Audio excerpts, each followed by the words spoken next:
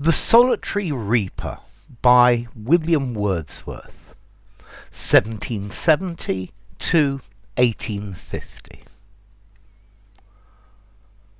Behold her single in the field, yon solitary Highland Lass, reaping and singing by herself. Stop here, or gently pass. Alone she cuts and binds the grain, and sings a melancholy strain. O listen, for the vale profound is overflowing with the sound. No nightingale did ever chaunt more welcome notes to weary bands of travellers in some shady haunt among Arabian sands. A voice so thrilling ne'er was heard in springtime from the cuckoo-bird, breaking the silence of the seas among the farthest Hebrides. Will no one tell me what she sings? Perhaps the plaintive numbers flow for old unhappy far-off things and battles long ago. Or is it some more humble lay, familiar matter of today? Some natural sorrow, loss or pain that has been and may be again.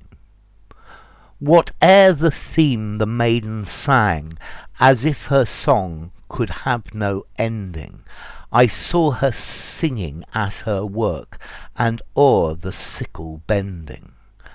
I listened, motionless and still, and as I mounted up the hill, the music in my heart I bore, long after it was heard no more. Okay, this poem is by William Wordsworth.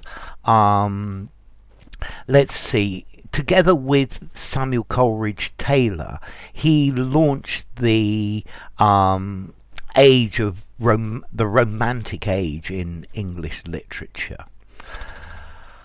Okay, so what's this about? So the solitary reaper. Well, a reaper is a person cutting the harvest in the field.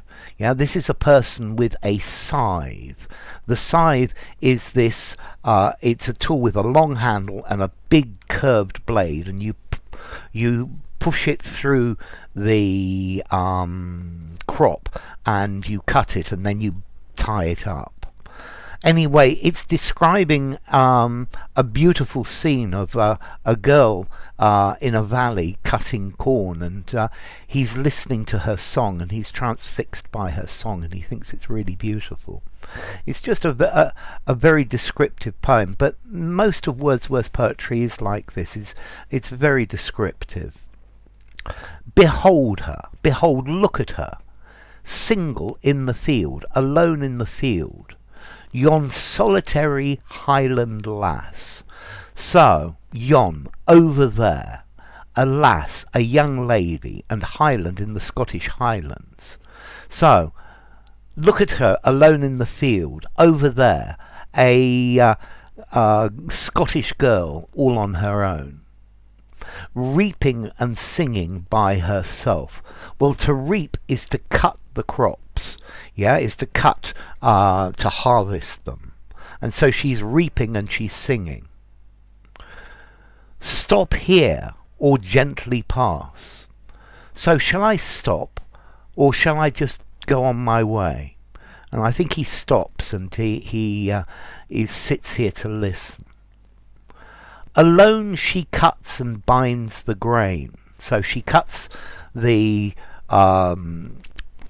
it's probably wheat, yeah, but it could be oats or something else like that. So she cuts, and then she takes a bundle and she binds it, she ties it together to make a sheaf, yeah, and sings a melancholy strain. So the strain is a song or music. So she's singing a melancholy song, a sad song. Oh, listen, for the vale profound is overflowing with the sound.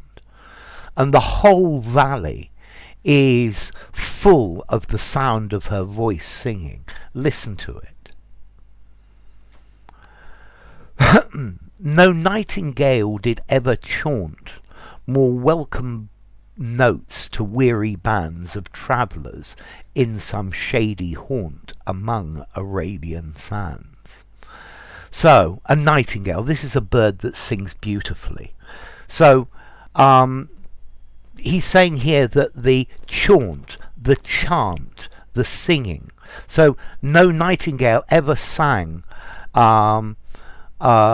something that is more welcome, that is more beautiful to a weary group of travellers who have found some shady haunt, some shady place in the middle of the desert of Arabia.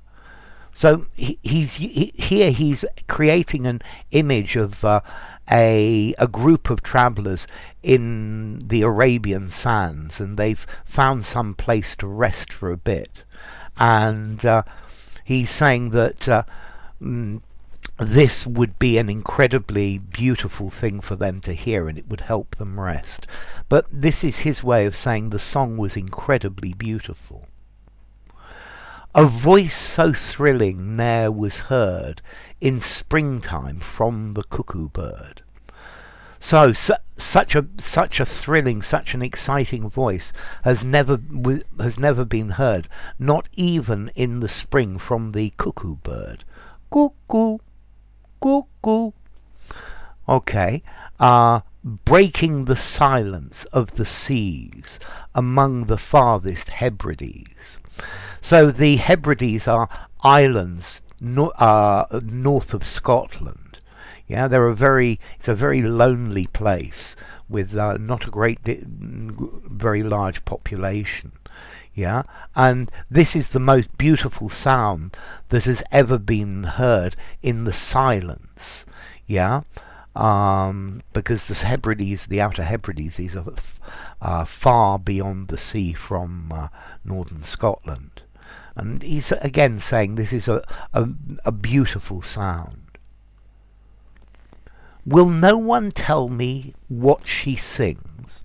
So he can't understand the words. He can't make out what she's singing about. And now he starts to wonder about the topic of her song and what she's actually singing about. Perhaps the plaintive numbers flow for old unhappy far-off things and battles long ago. So the plaintive numbers flow, the plaintive songs, the sad songs asking for something. And perhaps they're singing about things long ago in the past, about historic battles or historical events, or some unhappy event. Or is it some more humble lay familiar matter of today? Or maybe she's singing about something less heroic, like heroic battles in the long past, and something more humble, something lay. So lay meaning not belonging to the church, not religious. So maybe she's singing about something much more domestic and much more simple everyday life. Some natural sorrow, loss or pain that has been and may be again. So maybe she's singing about the things that happen in life, maybe somebody's death or somebody's illness, or the things that happen in life that have happened before and will possibly happen again.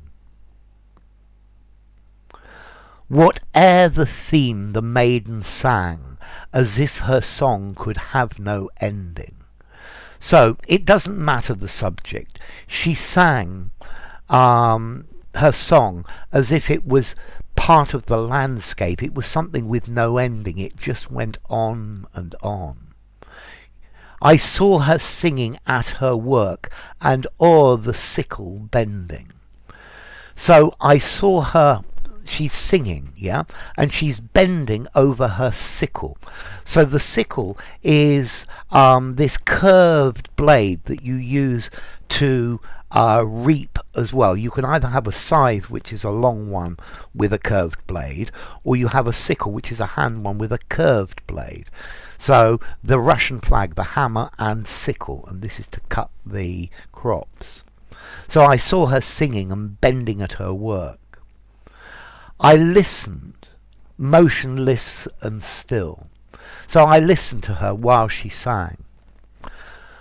And as I mounted up the hill, the music in my heart I bore, long after it was heard no more. And finally, when I left, I walked up the hill.